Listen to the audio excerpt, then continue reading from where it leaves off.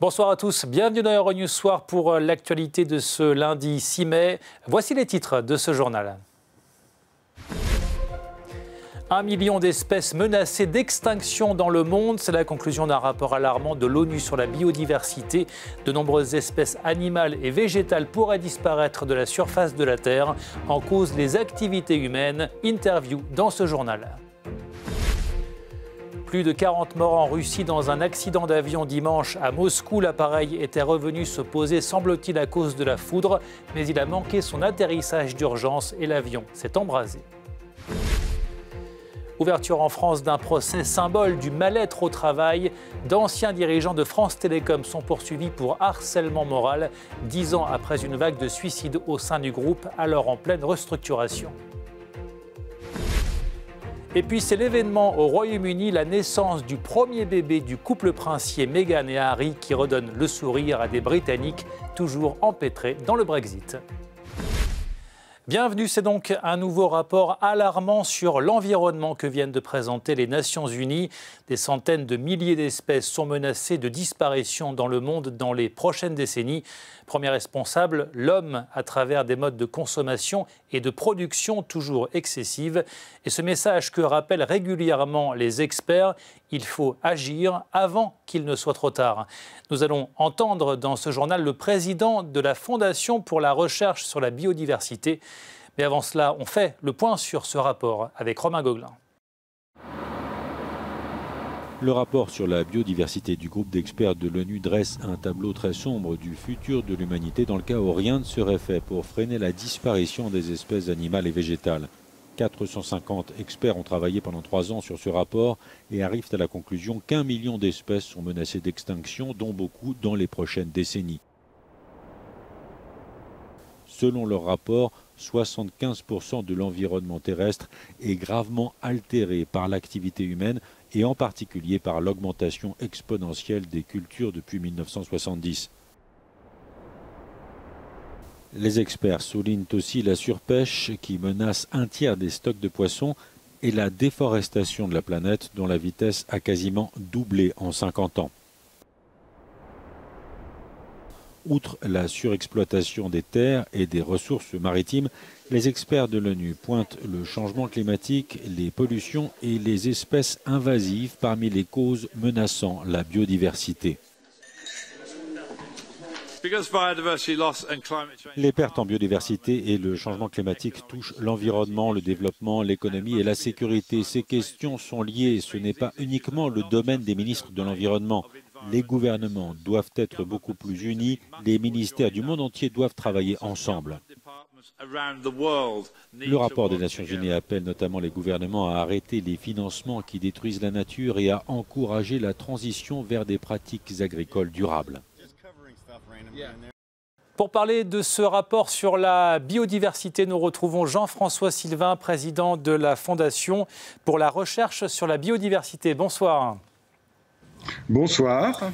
Alors on l'a vu donc dans ce rapport, entre 500 000 et 1 million d'espèces menacées de disparition dans les prochaines décennies. Alors à court ou moyen terme, quelles peuvent être les conséquences pour l'homme de ces disparitions d'espèces ? Bien, d'abord, les conséquences de ces disparitions d'espèces vont se faire sentir sur l'ensemble de la biodiversité. Parce que cela veut dire que des écosystèmes vont perdre leurs composants et donc vont perdre leur fonctionnalité. Dans ces fonctionnalités, certaines sont utilisées par les humains pour assurer leur subsistance, leur alimentation, etc. Mais c'est l'ensemble de la biodiversité, y compris donc ce que nous appelons des fois les non-humains, qui va subir les conséquences de cette érosion rapide. Donc pour freiner cette érosion de la biodiversité, les experts appellent à des changements profonds de société. Concrètement, qu'est-ce que l'on doit changer dans notre façon de nous comporter, de consommer ? Il est évident, par exemple, il est clair, si on regarde ce rapport très riche, où il y a énormément de données, que l'on confirme, par exemple, que certains types d'agriculture productiviste, de par son incidence sur le changement d'usage des terres, sur les surexploitations de certaines ressources et sur l'usage immodéré de pesticides, par exemple, ou d'intrants de manière générale, est un des facteurs majeurs aujourd'hui de la dégradation de la biodiversité. On l'a vu en France avec la chute des populations d'oiseaux dans les agrosystèmes, par exemple. Donc ça ne touche pas que des pays lointains. On retrouve cela chez nous, bien entendu. Donc, quelque part, il faut se poser la question de savoir si on continue ce type d'exploitation. Encore une fois, ce n'est pas toute l'agriculture, ce sont certains types d'agriculture, ou si, au contraire, on essaye de revenir à des pratiques beaucoup plus durables qui se fonderont moins sur l'importation, par exemple, de protéines pour les animaux, etc., pour l'élevage, et qui n'influenceront pas indirectement la déforestation dans des pays lointains. Alors, ce rapport s'ajoute à d'autres rapports alarmants sur l'environnement ces dernières années, mais les réactions politiques semblent toujours trop timides par rapport à l'état d'urgence qu'on nous décrit régulièrement. Il va falloir beaucoup plus d'audace politique pour inverser la tendance. Les États sont au courant de la situation, sont au courant des risques qui peuvent peser sur les populations humaines si, et l'ensemble de la biodiversité, comme je l'ai dit tout à l'heure, si on ne fait, non pas si on ne fait rien, mais si quelque part on n'accentue pas les mesures visant à réduire ces impacts. Donc on est face à la question un peu à la fois de courage politique et aussi du besoin de cohérence dans les politiques publiques pour que la biodiversité, lorsqu'il y a justement des compromis qui doivent être faits, ne soit pas toujours la perdante de ces compromis, bien au contraire. Merci beaucoup Jean-François Sylvain. Je rappelle que vous êtes président de la Fondation pour la recherche sur la biodiversité. Merci beaucoup. Dans le reste de l'actualité, on revient sur cet accident dramatique qui a eu lieu hier sur le plus grand aéroport de Moscou. Un avion de ligne russe a raté son atterrissage d'urgence. L'appareil s'est embrasé sur le tarmac avec à son bord 78 passagers. Près de la moitié d'entre eux ont péri. Sophie Samaï. Venus déposer quelques fleurs et des bougies, ces habitants de la région de Moscou improvisent un mémorial pour rendre hommage aux victimes du crash de l'avion de ligne Sukhoi. Au lendemain de la tragédie qui a coûté la vie à 41 personnes, l'heure est au recueillement et à la recherche d'explications. Les 2 boîtes noires de l'appareil ont été retrouvées et transmises aux autorités qui ont ouvert une enquête. La carcasse de l'avion, totalement calcinée, est elle aussi analysée. Elle pourrait délivrer de précieuses informations aux enquêteurs. L'appareil allait très vite et il était lourd à l'atterrissage. Il a heurté la piste très fort. Selon une des pistes privilégiées, cet impact aurait forcé les trains d'atterrissage à rentrer dans les réservoirs de carburant. La question à laquelle nous devons répondre est de savoir pourquoi la vitesse d'un avion aussi lourd était aussi élevée et pourquoi l'impact a été aussi violent. Plusieurs hypothèses ont été évoquées pour expliquer cet impressionnant atterrissage d'urgence. L'une d'entre elles met en cause la foudre qui aurait touché l'appareil et fait perdre au pilote une partie du matériel de bord. Rescapé de l'accident, ce dernier affirme avoir perdu le contact radio et avoir dû atterrir dans la précipitation. En France, une entreprise du CAC 40 se retrouve pour la première fois devant la justice pour des faits de harcèlement moral. Cette entreprise, c'est France Télécom, symbole il y a 10 ans du mal-être au travail, après une vague de suicides au sein du groupe, alors en pleine restructuration. Les détails avec Olivier Péguy. C'est un procès inédit qui s'est ouvert ce lundi à Paris, le procès de l'ex-France Télécom et de ses anciens dirigeants accusés de harcèlement moral. À la barre des accusés, l'ex-PDG Didier Lombard et son staff de l'époque, le numéro 2 du groupe, le directeur des ressources humaines entre autres. Ce ne sont pas leurs choix stratégiques qui sont jugés, mais bien leur méthode de management. Retour dans les années 2000, France Télécom est alors engagée dans un programme de restructuration. Par milliers, des postes sont supprimés, redéfinis, les services réorganisés. Une gestion particulièrement brutale, au point que 35 salariés se suicideront en moins de 2 ans, sans compter les arrêts de travail pour dépression. Pour les familles des victimes, ce procès aujourd'hui rouvre des plaies souvent mal cicatrisées. Je pense que c'est douloureux pour elles, dans la plupart des cas, mais je crois que c'est aussi un moment de vérité, que c'est un moment qu'elles attendent depuis longtemps et qui était tout à fait indispensable.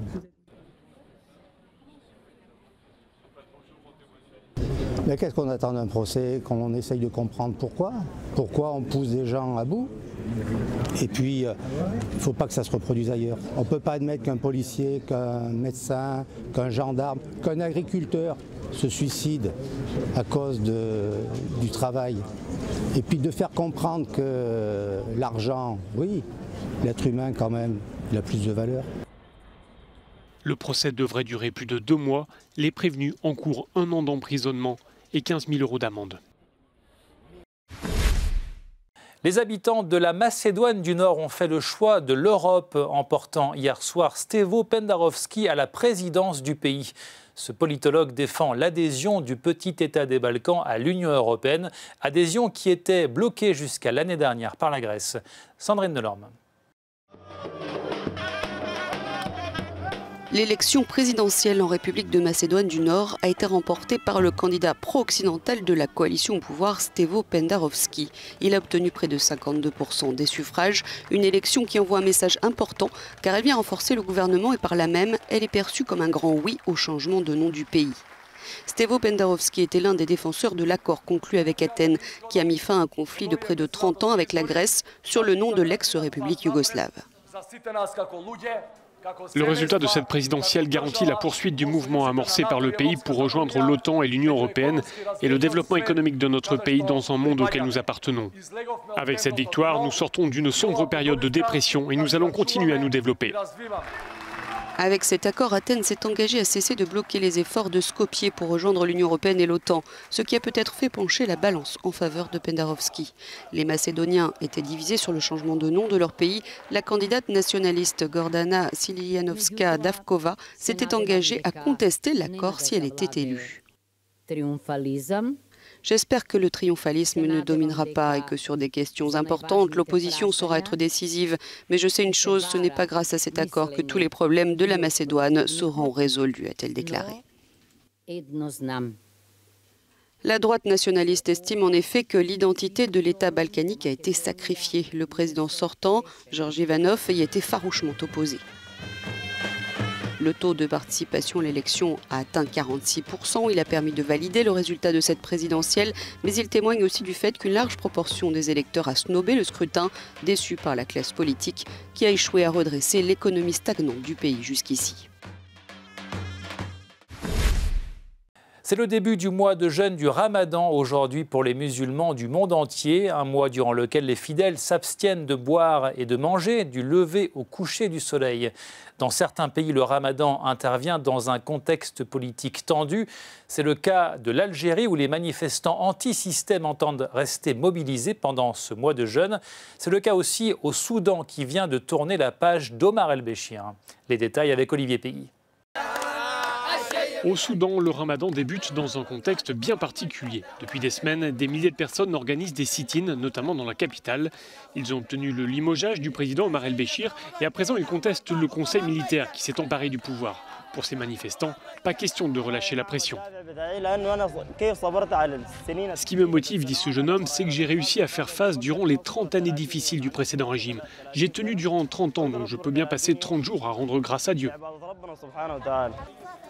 Une association caritative est à l'œuvre à Khartoum pour préparer des repas qui seront servis lors de la rupture du jeûne, mais il faut mettre les bouchées doubles.